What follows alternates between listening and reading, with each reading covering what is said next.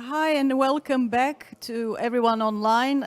It's one of our last sessions this afternoon and day one at DESCON 9. And we would just like to briefly give a report of some of the thinking of some of the breakout groups that we had about concerns, solutions, and let's give a word to group one to report on their discussion. It could be short and brief. You can introduce yourself. Thank you. My name is Petar, and the group discussed general AI concerns about AI ethics. Now we decided to organize these concerns into 4 different categories, starting with the energy consumption issue, and especially we would like to touch on the Kragujevac data center, as we heard in the presentation. The main concern is how exactly does this data center affect the power grid? Have the general population of Kragujevac felt any side effects maybe from that, or have they generally noticed any difference at all? If at all, are there any concerns about power outage or common power outages? Other than that, we also discussed the problem with junior competency, especially in programming. We know that AI makes the entry to programming really, really easy. However, it doesn't really teach the concepts.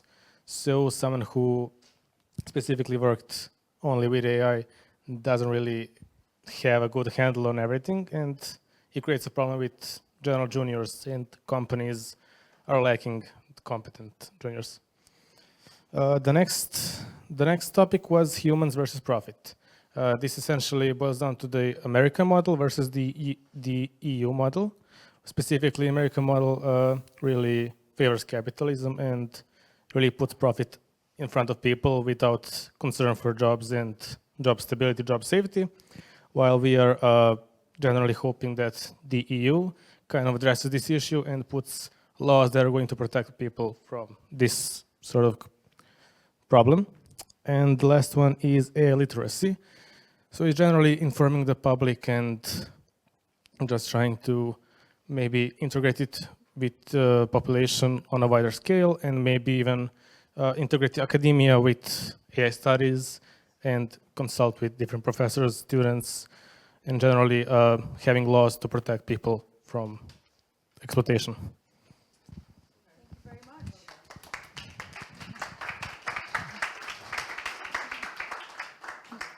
I guess there are no questions. You were clear, but you can stay on if there are. And the group number 2, what did you discuss? In group number 2, we kind of were talking about, we have concerns, but also I think we were focused on what we can do about those concerns, like what is our next steps, what are the areas that we should maybe focus more. So maybe one of the reasons we came to the topic of the GDPR is because I am a lawyer. Here I'm in capacity of legal researcher in Share Foundation. So where we legally stand is that already since GDPR coming into force, we have this Article 22 that was drafted and enacted with the aim to deal with any automated decision-making processes, and it tries to differentiate. I mean, that was my idea now when I was thinking about it. We talk always about AI when we, at least that's my impression, when we talk how it can bring some good things. We have this view as it can be used as a tool, but sometimes AI can actually be decision maker, and if that decision maker makes decisions that are important to people, then we have legal question, do we as a citizens need to be substantiated to these decisions, or we have a way out, or subjected, and then we have a way out through Article 22, which actually demands for human intervention in those kinds of decisions, and this principle was generally also incorporated in AI Act that was issued last year.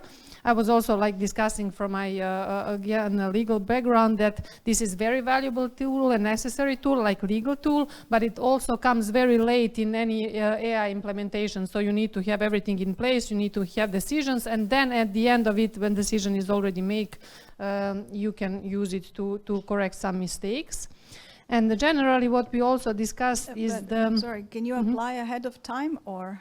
Well, it has the automated decision making in any case can be done only if there are conditions met. So there are like situations when an organizations can do it or not. One of these situations is if you have a consent from the user or from the citizen, and then that's your chance to say no.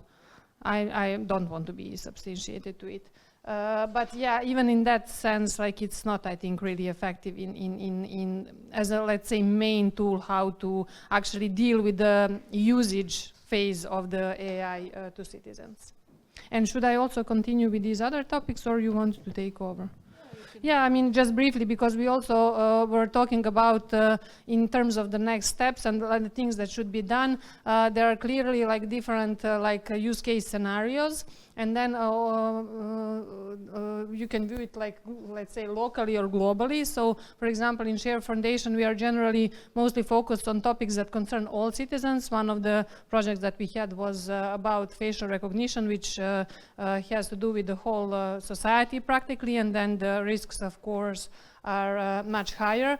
But then on the other hand, we have these, let's say, local uses where the AI is deployed only to a limited amount of people, but then it can be very, very like harmful if used wrongly. So like all these categories of citizens that are in any case like marginalized in society. One of the examples how not AI but something similar was used in social card system in Serbia is just to prove how AI actually can make things worse, and that's something that generally like we I think have to think about, and then of course think about the intersection between all these. And I think that there was some kind of in our little group like this discussion where we tried to understand how all that like interacts one between another, like in terms of use, in terms of legal tools, in terms of where it all brings us, but because we were also mentioning that in a public arena, I mean, very soon we might have a usage of AI also in order to deal with our pension funds. I think that was mentioned, and so that similar thing. So now when I've said it, I realized there were a lot of topics, a lot of concerns, a lot of hopes. So yeah, that's, I guess, my summary. Yeah, thank you, Jelena. Thank you so much for this summary. So if you'd like, we will stay online via email, and some of your groups can follow up on these matters.